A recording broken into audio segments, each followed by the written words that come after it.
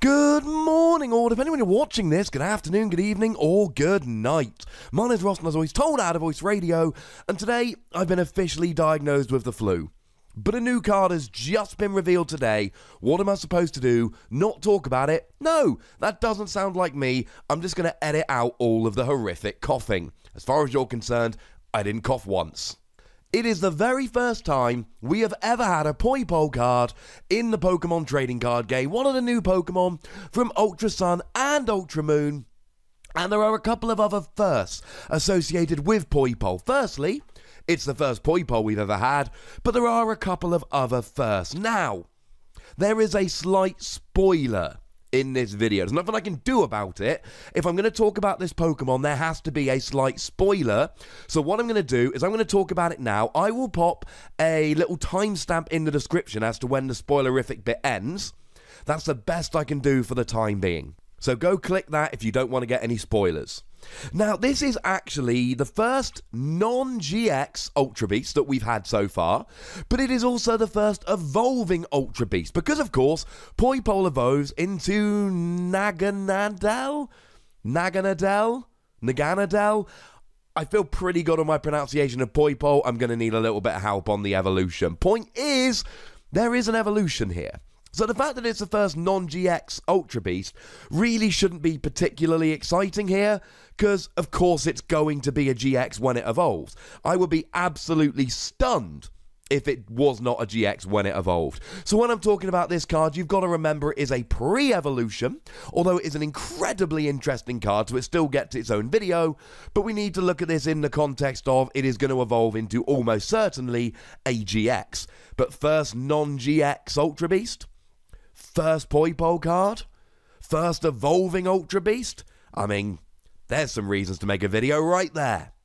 Now, this is not coming out in Ultra Prism. This is coming out in Japan's Sun and Moon 5 Plus set, which means it will be in our Sun and Moon 6 set.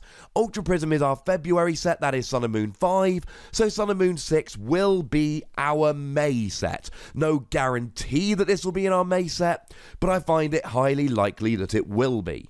Now, it is a psychic Pokemon, being a poison Pokemon in the game. 70 HP is very, very low, but it is just a little basic. It has a retreat cost of 1, which is quite low, especially, you know, given the low attack costs it has. Weakness to psychic would be an issue with Garbodor coming around, but it's got 70 HP. If you put 2 items in the discard, you're getting KO'd. It's fine. Doesn't matter what it's hitting for weakness, none of its attacks actually do any damage, which is a little bit of a pain, but there's not much we can do about it. So, are the attacks any good? Arguably one of them is. The first attack is not terribly exciting. Automatic poison. Fine, I suppose. Poison's alright. Poison puts an extra damage counter on your opponent between turns. Let's not forget, of course, you've always got Seviper at the moment from Burning Shadows, which takes it from 1 damage counter between turns to 2. And you've always got Virbank City Gym in the expanded format, which will put an extra 2 damage counters on between turns. With Seviper, well, 4 Seviper and a Virbank, that's 7 damage counters between turns. Let's be honest about this. There are better ways of getting poison on your opponent. I mean, if you're in the expanded format, you could just use Hypnotoxic Laser. If you're not, how about using Nihilego GX and its brilliant ability that gives automatic poison and automatic confusion? And of course, it's an Ultra Beast as well, if that's what you're into. No, ladies and gentlemen, this is not a terribly exciting attack, and we don't need to dwell on it for very long at all. The second attack, however, this could be pretty gosh darned interesting. Now, these attacks were translated by the lovely David Hockman, Rappelman TCG himself, and it reads, essentially, if this Pokemon is knocked out during your opponent's next turn, your opponent doesn't draw a prize card. Yeah, that is quite frankly ridiculous. Your opponent can knock you out, but they don't get a prize. Now, it says this Pokemon, so if your opponent uses something like a Guzma or an Escape Rope to knock out a Pokemon from the bench, they will get a prize. 2 if they knock out an EX or a GX. But if they bring a different Pokemon into the active to KO Poipole, they will not take a prize. It is Poipole that gets the protection here. Doesn't matter who knocks him out. he will be fine. There will be no prize given up.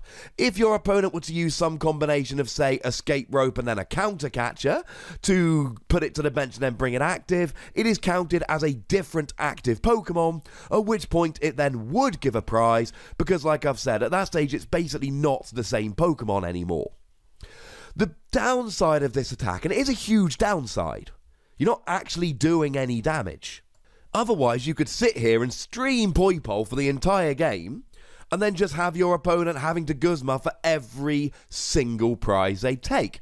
Now, as a side note here, your opponent could get around this by playing a Pokemon Ranger.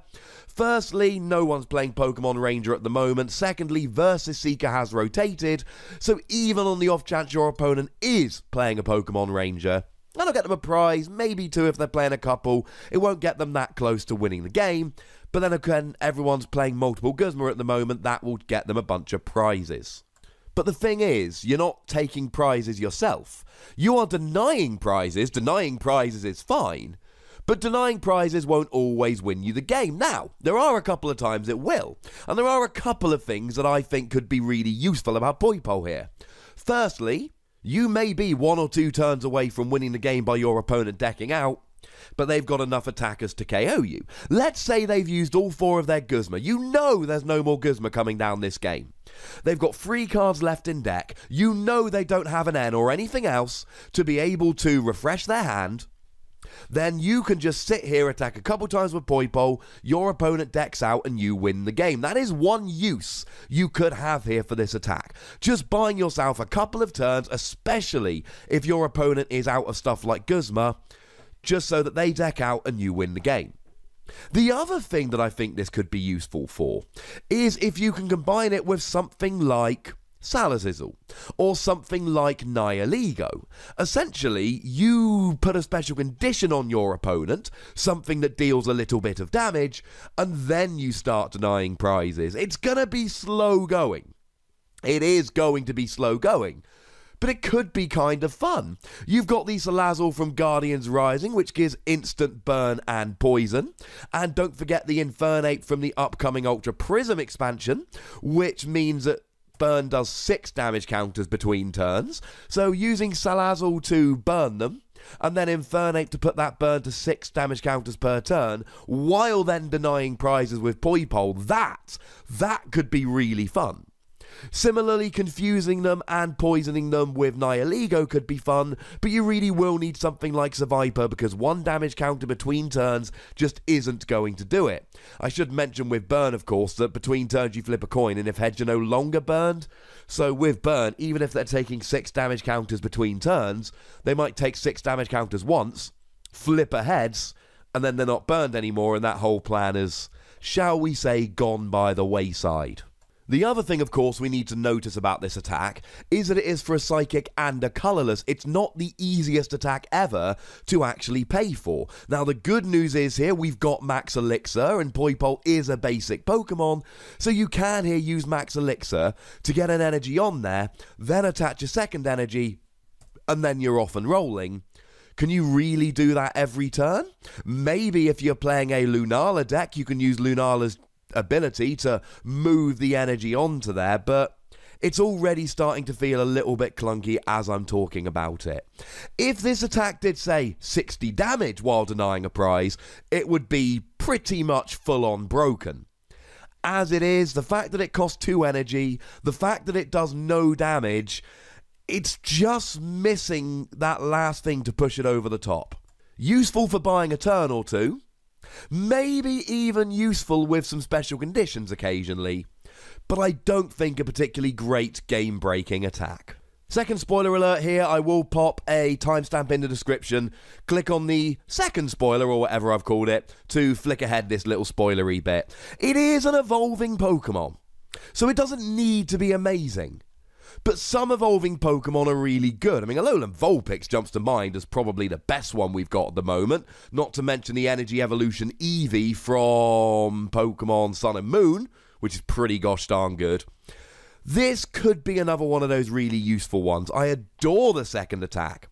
I just don't think, with no damage and 2 energy cost, it can be quite good enough. I'm going to give Poipole between 2 and free Wassies. We don't give half Wassies. That would be barbaric. It's certainly interesting. There's certainly fun to be had here, but I don't think it's as game-breaking as it could have been with a couple little differences. But as always, ladies and gentlemen, I want to know from you guys. Let me know in the comment section. Go nuts. Be nice. Make sure you like this video, subscribe to this channel, follow me on Twitter at The Wassie, and Twitch for some live action at twitch.tv/PTCG Radio. If you want to support the channel, get some bonus podcasts and so on, you can do so by going to patreon.com/PTCG Radio. But by far the most important thing, as always, is to look after yourselves until next time. Thank you very much for watching. My name is Ross, and you've been watching PTCG Radio.